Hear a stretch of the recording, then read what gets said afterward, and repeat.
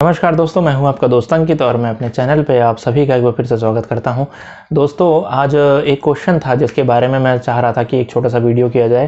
Question ये था कि how to improve your creativity, और हम क्रिएटिविटी को कैसे इम्प्रूव कर सकते हैं ड्राइंग के थ्रू, और अपनी क्रिएटिविटी को हम कैसे बढ़ाएं कि जिससे हम जो भी आर्ट वर्क आगे परस्यू करें, जो भी अपना कैरियर बनाएं जिस भी फील्ड में जा करके, तो वहाँ पे हमें वो अपनी एक अलग पहचान बनने को मिले।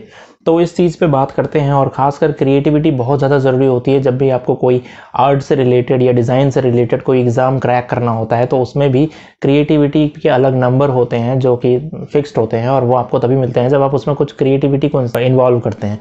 तो चलिए, आज मैं कुछ 5 ऐसे तरीके आपको बताऊंगा जिससे आप अपनी क्रिएटिविटी को अच्छा कर सकते हैं, इन्हेंस कर सकते हैं, इम्प्रूव कर सकते हैं, और हम सभी इसको ट्राई करते रहते हैं। तो चलिए अभी इस पर बात करते हैं। और जो सबसे पहला इसमें पॉइंट है वो ये है कि आप जितना ज़्यादा एक्सपेरिमेंट करें उतना ही ज़्यादा बेहतर है। तो आप जब भी आर्ट वर्क कर रहे हैं, कोई भी मीडिया से कर रहे हैं, लेट्स से आप ड्राई मीडिया में कर रहे हैं या वेट मीडिया में कर रहे हैं, वो इंपॉर्टेंट नहीं है। इंपॉर्टेंट ये है कि आप उसी मीडिया में कितना ज़्यादा एक्सपेरिमेंट करते हैं, कितना ज़्यादा आप एक्सपेरिमेंटिव हैं। अब एक्सपेरिमेंट आप करेंगे कैसे? लेट्स से आप पेपर के साथ एक्सपेरिमेंट करें, पेपर पे डिफरेंट टाइप के पेपर्स पे ड्रॉ करें। फिर पेपर ना मिले तो उसकी अल्पता में आप किस पे ड्रॉ कर सकते हैं, उस पर सोचिए ड्रॉ करने का। प्लास्टिक पे ड्रॉ करने का सोचिए। मतलब कुछ ना कुछ एक नया आइडिया निकाल के लेके आना। जैसे कि आपने देखा होगा, चारकोल की जगह पे बहुत सारे लोग चारकोल को खुद से बनाते हैं, खुद से बर्न करके किसी लकड़ी की स्टिक को, और देन उससे ड्रॉ करने की कोशिश करते हैं। या फिर जैसे बहुत सारे आर्टिस्ट हैं, लीव्स को यूज़ करते हैं वेट मीडिया में एज अ ब्रश के तौर पे, तो वो कर सकते हैं। तो इन सभी चीज़ों को जब आप यूज़ करेंगे अपने आर्ट में, तो डेफिनेटली आप एक्सपेरिमेंट करेंगे अपनी आर्ट के साथ, और फिर आप देखेंगे कि आपके आर्ट वर्क में इन्हांसमेंट होना शुरू हो जाएगा। धीरे धीरे एक नया स्टाइल जनरेट होने लगेगा। तो ये सबसे पहला पॉइंट है। सेकंड पॉइंट है फ्रेंड कि आपको अपने अंदर की जो हिचक है, जो डर है फेल्योर का, और जो ये डर है कि आप जब ड्रॉ करते हैं तो यार कुछ गलत ना हो जाए या प्रपोर्शन सही ना मिले, इसकी वजह से क्या होता है कि आपके अंदर का जो एक क्रिएटिव बच्चा है वो कहीं ना कहीं फिर लैप्स करता है। तो जैसे कि पिकासो ने एक बार बोला है कि हम बचपन में हम सभी एक आर्टिस्ट होते हैं, बहुत अच्छे आर्टिस्ट होते हैं, लेकिन जब प्रॉब्लम ये होती है कि जब हम बड़े होने लगते हैं तो वो क्रिएटिविटी जो आर्टिस्ट की होनी चाहिए वो धीरे धीरे दबने लगती है, क्योंकि हम लिमिटेशंस में जीना शुरू कर देते हैं। तो हम गलतियों से बचने लगते हैं। हमें लगने लगता है कि हम कहीं गलती ना कर दें, या हम कुछ ड्रॉ कर रहे हैं तो बहुत सही ड्रॉ होना चाहिए। जैसे मैंने एक वीडियो में दिखाया था, मैं आपको दिखाता हूँ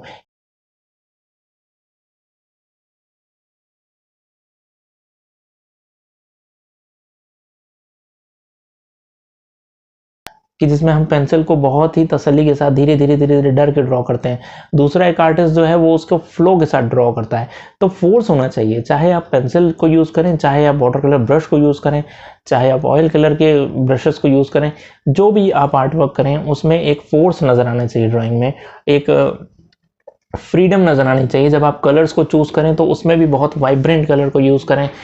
तो थर्ड पॉइंट है फ्रेंड कि आप हमेशा ही कोशिश करते हैं, मैं ज़्यादातर लोग ये कोशिश करते हैं कि जो रियल इमेज है, जैसे पोर्ट्रेट्स में मैं बात करूं, तो जो रियल इमेज है हम सोचते हैं वैसा ही ड्रॉ करना है, तो कॉपी कैट बन जाते हैं हम लोग। और बिल्कुल एग्जैक्ट वैल्यूज़ लाने के लिए, रियलिस्टिक लाने के लिए हम बस उसी में चैलेंज ले लेते हैं कि बस इसी को इसके जैसा ही बनाना है जैसा रियल इमेज है, जो कि आपकी क्रिएटिविटी को कहीं ना कहीं रोकता है। ये एक एक्सपेरिमेंट भी है, एक स्टडी है इसके ऊपर कि जितना ज़्यादा आप रियल इमेज को एज इट इज़ कॉपी करने में लगते हैं, उतनी ज़्यादा आपकी क्रिएटिविटी धीरे धीरे कम होने लगती है, और आप बाउंड हो जाते हैं, रिजल्ट ओरिएंटेड हो जाते हैं रादर दैन कि आप प्रोसेस ओरिएंटेड नहीं रहते। तो इसलिए मैं हमेशा आपको बोलता हूँ कि चाहे भले आपके एंड रिजल्ट जो हों वो उतने अच्छे ना हो, लेकिन आपके जो प्रोसेस हैं वो अच्छे होने चाहिए। तो प्रोसेस पे काम कीजिए। अगर आप प्रोसेस पे काम करेंगे तो रिजल्ट अपने आप अच्छे आएंगे। लेकिन उसमें ये एक बहुत इंपॉर्टेंट चीज़ है कि कॉपी कैट बिल्कुल करने की मत कोशिश कीजिए। जैसा फोटो है वैसे ही मत बनाइए, जैसे मैं अक्सर बोलता हूँ आपको। वो आप करते हैं तो आपकी क्या है, अपनी एक्सप्रेशन जो एक आर्टिस्ट को ड्रॉ करना चाहिए एक पोर्ट्रेट के ऊपर या एक ड्राइंग के ऊपर, जो अपना स्टाइल है, जो अपने एक्सप्रेशन है आर्टिस्ट के, वो नहीं ला पाता, और बस वो उसको रियल इमेज को ड्रॉ करने का, कॉपी करने के चक्कर में पड़ जाता है, जिससे उसकी क्रिएटिविटी जो है वो कहीं ना कहीं कॉम्प्रोमाइज़ होने लगती है। फोर्थ पॉइंट है फ्रेंड कि जिसमें आपको मैं ये बोलूँ कि जो भी आप कर रहे हैं, जितना भी आप आर्ट वर्क करते हैं, उसको आप या जो भी आप, लेट्स से मैं बोलता हूँ कि जैसे आप मान लीजिए एक स्कल्प्टर हैं, या आप मान लीजिए कि एक क्राफ्टिंग में हैं आप, तो जो भी आप कर रहे हैं उससे आप प्यार करना शुरू करें, उसके साथ आप लव करना शुरू करें, मतलब उसमें आप यूनाइट एक फील करें आर्ट के साथ अपने आप को। ये मत सोचिए कि आर्ट में बस इसलिए करना होगी मुझे इसमें कोई कैरियर बनाना है, या फिर ये सोच कर कि मुझे तो बस इसके थ्रू अर्न करना है। ये एक विद्या है फ्रेंड, इसको थोड़ा सा रिस्पेक्टफुल तरीके से देखिए, इसको सीखने की कोशिश कीजिए। प्रोसेस है जो हमारा एंजॉयमेंट होना चाहिए, इसके साथ काम करने में जो एंजॉय हमें मिलना चाहिए वो हमारा बंद हो जाता है। और दूसरा जो उसमें फ्रेंड्स फन एलिमेंट होता है वो भी मिसिंग हो जाता है, कि जो आर्ट में एक फन एलिमेंट होना चाहिए जो आपकी क्रिएटिविटी को कई गुना बढ़ाता है। जब आप एक इंजॉयमेंट के लिए एक पोर्ट्रेट करते हैं तो उसका जो अलग मज़ा होता है। दूसरा कि आप बस ये सोचें कि बस रिजल्ट आने चाहिए अच्छे से, तो उसमें सारा जो फन एलिमेंट है वो ख़त्म हो जाता है। तो इस चीज़ का हमेशा ध्यान रखिएगा कि उस फन एलिमेंट को भी बनाए रखिए। जो भी आप करें उसके साथ बेहद अपनेपन के साथ काम करें, उसमें लग करके काम करें, तो आपको उसमें नई क्रिएटिविटी निकल के सामने आएगी।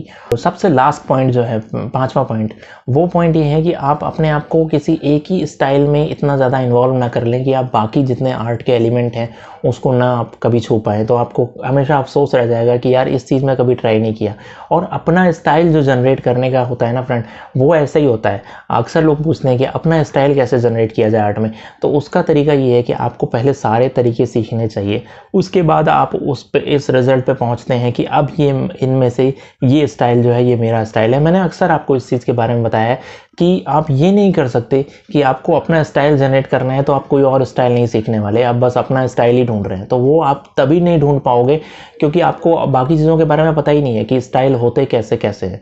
तो जब तक कि आप ये नहीं समझेंगे कि कितने प्रकार के स्टाइल्स हैं अभी अवेलेबल और उस पर आपने काम नहीं किया है, तो आप फिर नया स्टाइल कैसे जनरेट करोगे। इट्स लाइक कि आपने एक छोटी क्लास में पढ़ाई नहीं की है और आप डायरेक्ट पूछ रहे हो कि नेक्स्ट क्लास में कैसे जाया जाए। तो पहले नीचे वाली क्लास में भी तो आप वो स्टडी भी तो कर लें। तो आर्ट हिस्ट्री हो गया या फिर बाकी चीज़ें हो गई, वो पढ़िए, वो उसको समझिए। दूसरा जो कि हर तरीके के एक्सपेरिमेंटिव आर्ट वर्क करिए, जो भी आपके सामने आए। सपोज आप ड्राई मीडिया में काम कर रहे हैं तो जितने तरीके की मीडियाज़ हैं, पेस्टल्स हैं, soft pastel, oil pastel, charcoals हैं, उन सब में काम करने की कोशिश कीजिए। टोन पेपर पे ड्राइंग कीजिए, टेक्सचर्ड पेपर पे ड्राइंग कीजिए, जैसे मैं आपको बताता रहता हूँ। या कोई भी पेपर नहीं मिले तो किसी और तरीके की वॉल पेंटिंग कीजिए, म्यूरल्स कीजिए। एक पे ही रोक के मत रहिए कि बस यही तरीका है और इसी पे स्टिक करके रखें। तो ये तो ज़रूर है कि आप उसमें एक्सेल कर जाएंगे एक दिन आने वाले टाइम पे, लेकिन ये भी है कि आपकी जो क्रिएटिविटी है वो बंध जाएगी लिमिट्स में। और जहाँ आपकी क्रिएटिविटी बंधी तो वहाँ पे फिर वही होता है कि वो अवरोध हो जाता है, वो एक प्रकार का ब्लॉकेज होता है, फिर आपको उसको क्रॉस करना बहुत डिफिकल्ट हो जाता है। तो इस चीज़ को हमेशा ध्यान रखिएगा फ्रेंड्स कि आप अपने जैसे आर्टिस्ट के पंख होते हैं ना, उन पंखों को खोलिए और तब आप फील करेंगे इस चीज़ को कि आर्टिस्ट कितना मुक्त होता है, कितना उसके जो विचार होते हैं वो बिल्कुल अलग होते हैं।